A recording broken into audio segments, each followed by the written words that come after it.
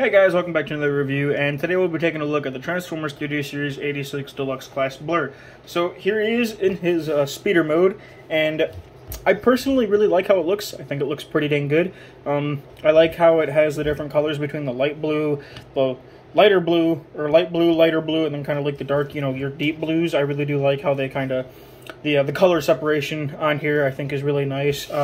You do have some white in there for the cockpit. Got an Autobot symbol right there. You got the seat right there, which has some molded in detail, and I think it looks pretty nice.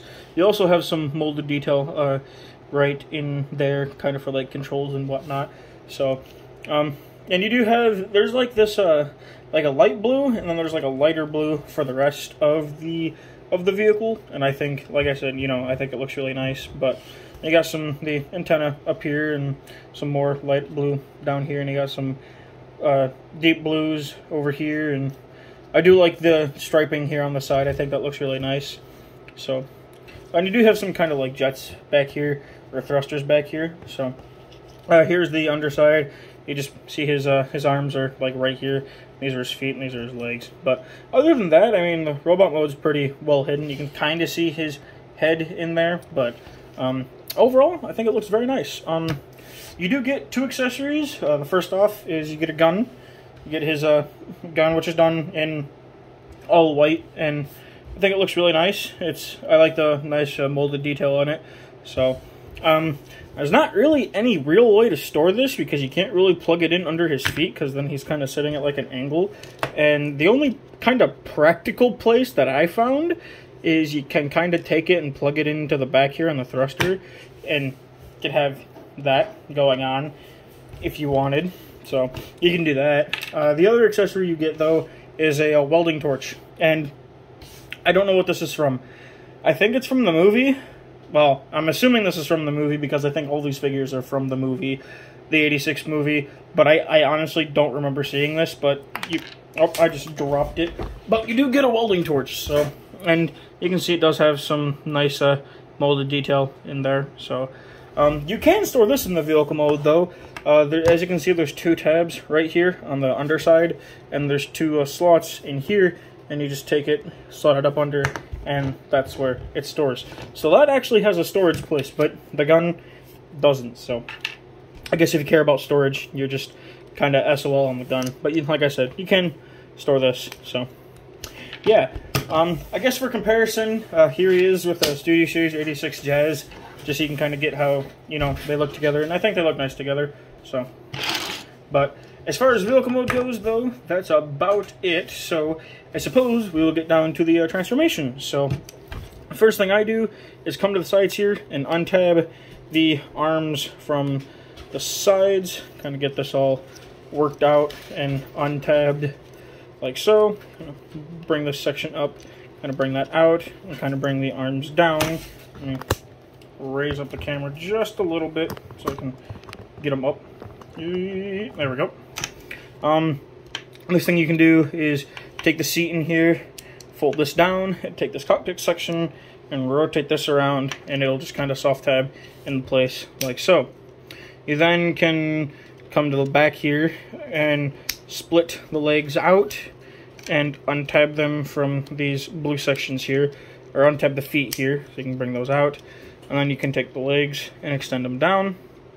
Then you want to come here and split the legs. And you want to take this back antenna and fold it in. And then you want to take the leg and fold this in, and it will tab in like so. Then you can take his foot and bring it down. And then you have a leg all done. And then on this side, you just take it, fold the leg in. You just want to tab it in and bring the foot down. And now you have his legs all done. Next thing you want to do is kind of get these out the way. You want to take this section here and fold these pieces up, and they will tab in like so. You then want to bring the arms up, and they will kind of soft tab into place. And then take them, kind of rotate them around. So bring them up, rotate them around. You then want to take the fists, or rotate this whole section, which will in turn bring the fist around. And then take this and fold this back up against his forearm. And then you have his arm all done. So you want to do the same thing on this side. Rotate this around, rotate this section back, and there you have his arms all done. And then the last thing you want to do is just take this nose cone section and kind of bring this down, and it'll just tab in to the back like so. And that is it. So there is Studio Series 86 BLURR in his robot mode, and I like his robot mode. I actually think he looks very, very nice. Some people complain about these panels on the back of his arms, and yes, they are pretty big compared to what they're supposed to be, but personally they don't really bother me. The one thing that does bother me though is head sculpt. I mean,